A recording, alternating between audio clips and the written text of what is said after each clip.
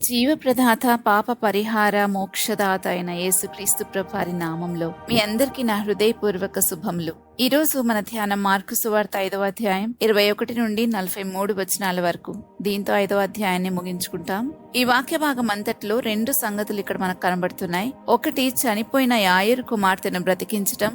2, 12 ఏండ్ల నుండి రక్తస్రావ రోగం కలిగిన ఒక స్త్రీ బాగుపడటం. ఈ రోజు మనం ఇద్దరి జీవితాలలో ప్రభు ఎలాంటి కార్యాన్ని చేశారో అర్థం చేసుకోవడానికి ప్రయత్నం చేద్దాం. మార్కు సువార్త 5వ అధ్యాయం 21 వచనం నుంచి చూస్తే, యేసు మరల దోణి ఎక్కి అద్దరికి వెళ్ళినప్పుడు బహుజన సమూహం ఆయన యొద్ద కూడి వచ్చును. ఆయన సముద్ర తీరం నుండగా సమాజ మందిరపు అధికారులలో యాయిరు ఒకడు వచ్చి ఆయనను చూచి ఆయన పాదముల మీద పడి, నా చిన్న కుమార్తె చావనయున్నది, అది బాగుపడి బ్రతుకున్నట్లు నీవు వచ్చి దాని మీద నీ చేతులుంచవలనని ఆయనను మిగుల బతిమాలు కొనగా ఆయన అతనితో కూడా వెళ్ళెను. ఆ వెళ్లే సమయంలోనే అంతలో యాయిరుకు కబురొచ్చింది, నీ కుమార్తె చనిపోయిందని, ఇంకా బోధకుడిని శ్రమ పెట్టొద్దు అని. కానీ యేసుప్రభు వారు మాత్రం యాయిరుతో తిరిగి ఒక్క మాట చెప్పారు. వారు చెప్పిన మాట లక్ష్య పెట్టక, భయపడక, నమ్మిక మాత్రం ఉంచమని. యాయిరు అలాగే నమ్మకం ఉంచాడు. ప్రభు తన శిష్యులలో 3 పేతుర్ని, యాకోబుని, యోహాను వెంట పెట్టుకున్న ఇంట్లోనికి ప్రవేశిస్తూ, ఈ చిన్నది నిద్రించుచున్నదే కానీ చనిపోలేదని చెప్పడంతో అక్కడున్న వారందరూ ఆయన అపహసించారు. అయితే ప్రభు డైరెక్ట్ గా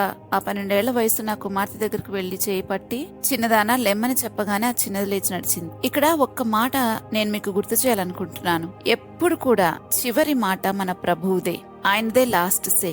ఎవరు ఎన్ని అన్నా, డాక్టర్స్ డెత్ సెంటెన్స్ చెప్పినా, మన పరిస్థితులన్నీ తారుమారైనా, కోలుకోలేని దెబ్బతిన్నా నీ దగ్గర యేసయ్య ఉన్నాడా?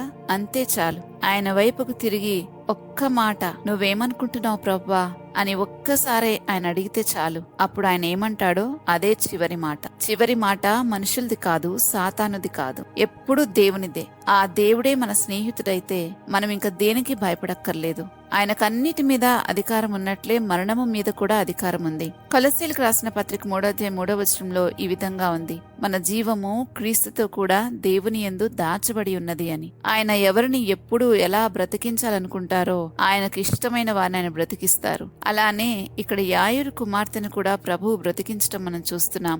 ఆయన అపహసించే వారందరినీ బయటికి పంపి ఈ కార్యాన్ని జరిగించారు. మన చుట్టూ కూడా ఎందరూ ఇలా అపహసించే వారు ఉంటారు. కానీ మనమైతే అలా వారిని పట్టించుకోకుండా మనం ప్రభు వైపు చూస్తే, దేవుని మాట కొరకు కనిపెట్టుకుంటే ఆయన ఒక మాట పలుకుతారు. అదే చివరి మాట. ఆ చివరి మాట మన జీవితాల్ని మార్చివేస్తుంది. ఆ మాట ప్రకారం మనం దీనావస్థలో నుంచి పైకి లేవనెత్తబడతాం. ఆ మాటతోనే అన్ని తలక్రిందులైపోతాయి. ఆ మాటతోనే మన బ్రతుకంతా మారిపోతుంది. అందుకే ఏ పరిస్థితులు అయినప్పటికీ కూడా చివరి మాట, ప్రభు మాట, ఆయన ఫైనల్ వర్డ్ ఏంటో దానికోసం మనం వేచి ఉంటే చాలు. ఇంకా రెండవది, 12 ఏళ్ల నుండి రక్తస్రావం గల స్త్రీని బాగు చేయడం. మార్కు సువార్త 5వ అధ్యాయం 25వ వచనంలో మనం చూస్తే, 12 ఏండ్ల నుండి రక్తస్రావ రోగం కలిగిన ఒక స్త్రీ ఉండెను. ఆమె అనేక వైద్యుల చేత ఎన్నో తిప్పలబడి తన కలిగిందంతయు వ్యయం చేసుకుని ఎంత మాత్రం ప్రయోజనం లేక మరింత సంకటపడెను అనే ఈ విషయాన్ని మత్తయి, లూకా, మార్కు 3 రాశారు. కానీ మార్కు మాత్రమే ఇంతగా ఆమె యొక్క పరిస్థితిని ఎంత దయనీయంగా ఉందో వివరించాడు. ఆమె అనేక మంది వైద్యుల చేత ఎన్నో తిప్పలు పడి కలిగిందంతా వ్యయం చేసుకుని ఎంత మాత్రం ప్రయోజనం లేకపోవడమే కాదు, ఇంకా మరింత సంకటపడెను అనే పదాన్ని ఇక్కడ వాడాడు. అలాంటి ఆమె యేసుప్రభుని గురించి విని, నేను ఆయన వస్త్రంలో మాత్రం ముట్టుకుంటే చాలు బాగుపడతాను అనుకుని జనసమూహంలో ఆయన వెనుకకు వచ్చి ఆయన వస్త్రంలో ముట్టుకుంది. వెంటనే ఆమె రక్తధార కట్టెను అని 29వ వచనంలో మనం చూస్తాం. గనుక తన శరీరంలోని ఆ బాధ నివారణ అయిందని గ్రహించుకునింది. వెంటనే యేసుప్రభు వారు తనలో నుండి ప్రభావం బయలువెళ్ళని గ్రహించి జనసమూహం వైపు తిరిగి, నా వస్త్రములు ముట్టినదెవరని అడుగుతారు. అయితే ఇక్కడ మనం గమనించాల్సింది ఏంటంటే, జనులు బాగుపడిన విధానము చాలా ఆశ్చర్యం అనిపిస్తుంది. అంటే రకరకాలైన స్వస్థతలు మనం బైబిల్ గ్రంథంలో చూస్తా ఉన్నాం. అయితే ఒక్కొక్కరి స్వస్థత ఒక్కొక్క విధంగా జరిగింది. యాయిరేమో యేసయ్య తన కుమార్తె మీద చేతులుంచితే చాలు బాగుపడుతుంది అనుకున్నాడు. ఈమె రక్తస్రావం గల స్త్రీ ఏమో ఆయన వస్త్రపు చెంగు ముట్టుకుంటే చాలు అనుకుంది. ఎవ్వరి నమ్మకాన్ని బట్టి వారిని ప్రభు స్వస్థపరుస్తూ వచ్చారు.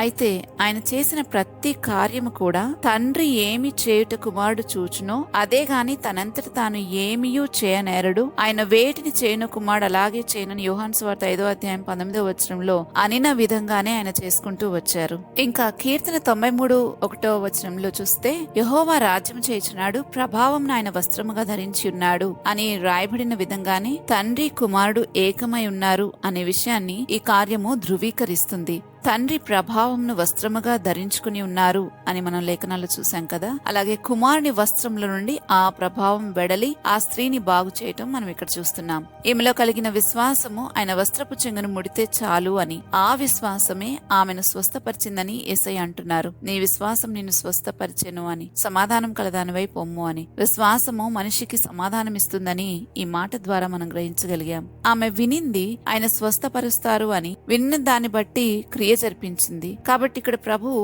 ఈమె విశ్వాసాన్ని గురించి చెప్తా ఉన్నారు.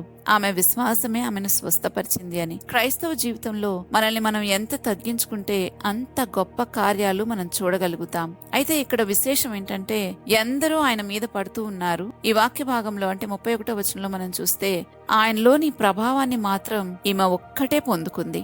అందరూ ఏ గురి లేకుండా ఆయన వెంట ఆయన ఏదో ఒకటి చేస్తే చూద్దాం అనుకున్నారు గాని ఈమెకైతే ఒక గురి ఉంది. తన రోగమును బాగు చేసుకోవాలి, అది ఆయన వస్త్రపు చెంగును ముట్టుకుంటే చాలు, అది ఆయన వలనే జరుగుతుంది అనే గురి ఆమె పెట్టుకుని వచ్చింది. ఆయనను ముట్టుకుంది, ఆ ప్రభావాన్ని పొందుకుంది. అది ప్రభువుకు కూడా తెలిసింది. అందరూ ఆయన మీద పడుతున్నా ఏమీ తేడా లేదు, కానీ ఆయన ప్రభావం బయటకొచ్చేలాగా ఒకరు ఆయన్ని ముట్టుకున్నారని ఆయన గ్రహించగలిగారు. అందుకే తిరిగి చూశారు ఎవరో అని. అప్పుడు ప్రభు అన్నారు, నీ విశ్వాసము నిన్ను స్వస్థపరిచెను అని. మనలో ఉండే విశ్వాసము దేవుని యొక్క ప్రభావాన్ని కదిలిస్తుందని అర్థం చేసుకుంటే మనం కూడా గురిలేని వారిలాగా కాకుండా గురి కలిగి ప్రభుని వెంబడిస్తాం. ఇంకా ఈ అధ్యాయం ముగింపులో మనం గుర్తుపెట్టుకోవాల్సిన విషయాలు ఏంటంటే, మన పరిస్థితి ఎంత నిరాశజనకమైనదైనా, మనం ఎంత చివరి స్థితిలో ఉన్నా చివరి మాట మనుషులది కాదు, దేవునిదే.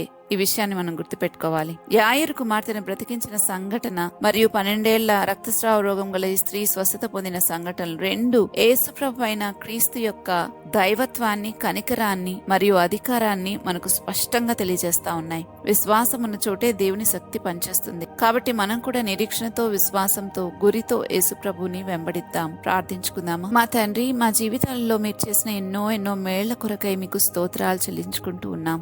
చివరి మాట ఎప్పుడు మీదే గనక మేమెంతో ధైర్యంగా ఉన్నాము ప్రభా. మా జీవము మీ మూటలో దాచిపెట్టి ఉంచినందుకు మీకు స్తోత్రాలు. మేమెప్పుడు కూడా నిరీక్షణతో, విశ్వాసంతో ఉంటూ గురి కలిగి నిన్ను వెంబడించేందుకు సహాయం చేయండి ప్రభా. మీ ప్రభావాన్ని పొందుకునేంత విశ్వాసం మాకు దయచేయమని యేసుక్రీస్తు ప్రభా నామంలో అడిగి వేడుకుంటున్నాము తండ్రి. ఆమెన్. మరుసటి ధ్యానంలో మళ్ళా తిరిగి కలుద్దాం. అంతవరకు దైవాశీస్సులు. ఆమెన్.